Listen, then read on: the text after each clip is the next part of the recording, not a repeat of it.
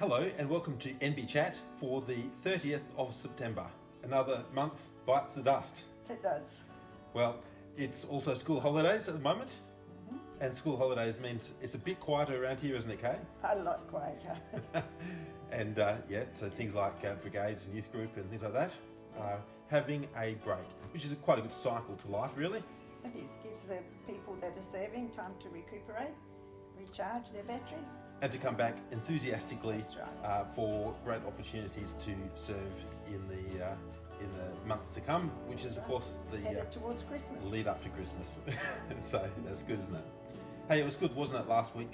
Kay, we had a meeting with the whole Carols team for putting that together. Yes, we did. Going forward. So we're going forward, and there's some good things that are happening there. And last week you just mentioned briefly about the fathering in the 21st century event that's coming up, and of course those flyers were out last weekend, and there's plenty more available to be picked up. And I want to speak about this and harp on about this just a little bit. My inclination for things like this is to think the day before, who should I invite? Which is actually not very good, is it? When's the key time to invite somebody to something? Probably that a would be, week or so beforehand. Give them time to. or more, like now. So this is an event for in a month's time, but it's actually now's the time to actually be talking to people and inviting people to come along. So I guess there's two traps I fall into. Number one is I don't think about inviting people until the last second, or I'm at something and I wish I had invited somebody to it, which is even worse. Let's try and avoid those things, because it's just a incredibly good opportunity to engage in a God-honouring kind of way, and to help in a way that men know we need help, dads know we need help. And all reports last time was fantastic. We're So word of mouth on that was A1.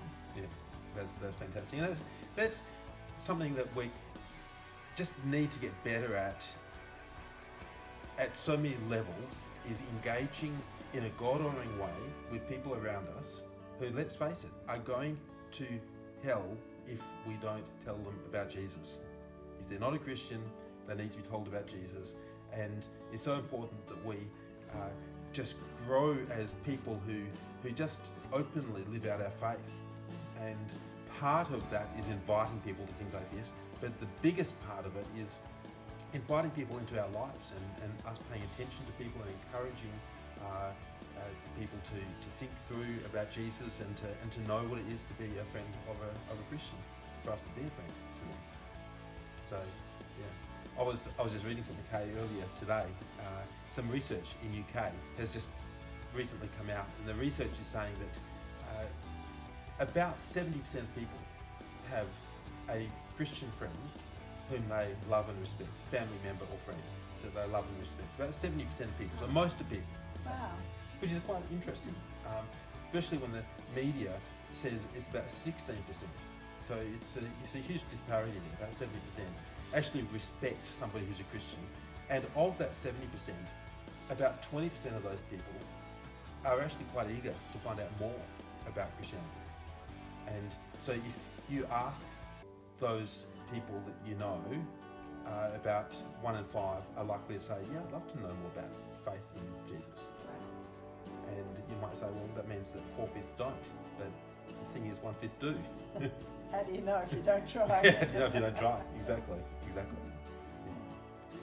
Yeah. And in fact, on that front, what I'd like to do is I'd like to just point out a link that will be in eWaves tomorrow, which is a link to an evangelist that we often use with Christianity Explored, which is an evangelism program that's just come to the end of one session here, one group.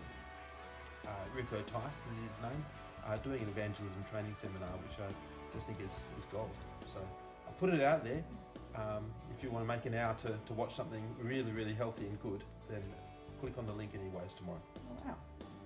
So that'd be good. Sounds good. Yeah. Kay, how are you going? I'm going well. I've started on the paperwork for Carol, so that's good. Kay's got a boring life by the sounds of it, but it's really good. People needs. What's happening with people around the church? We have people recovering from operations. We have people In having chemo at the having moment? chemo and treatments. So they all need prayer and they just need encouragement and love. We have people on holidays by the tons. Yes. And some people that can't go on holidays. There's people missing family that they can't get to see. All sorts. They're just people doing people things. And as part of a community that we can love and encourage and support each other. So some of those things that you just mentioned, Kay, are easy and good and great things, and some of them are hard things, and we're here together. And that's something that's so good about North Beach as a church. It's so encouraging to be part of a church where there's a strong gospel community of love and connection and a strong gospel focus. And so the gospel community and gospel focus together actually make a fantastic church to be. So we all have a role to love each other and to speak God's truth and God's grace to each other, and to journey with one another through ins and outs, and to encourage each other with evangelistic temperature and so many other things as well.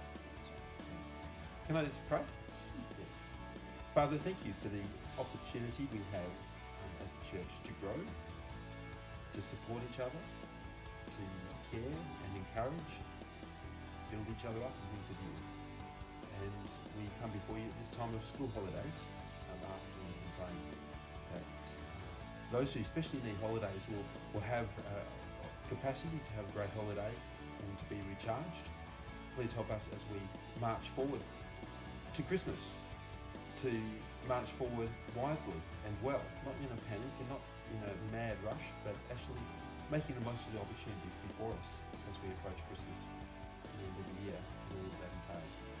As Kay has shared, there are many who are undertaking chemo or have some health challenges and some family challenges and relationship challenges. We come before you and ask and pray that by your grace, that each one of us is strengthened, refocused upon you, and rejoicing in you, the great, gracious, loving King of Kings and Lord of Lords.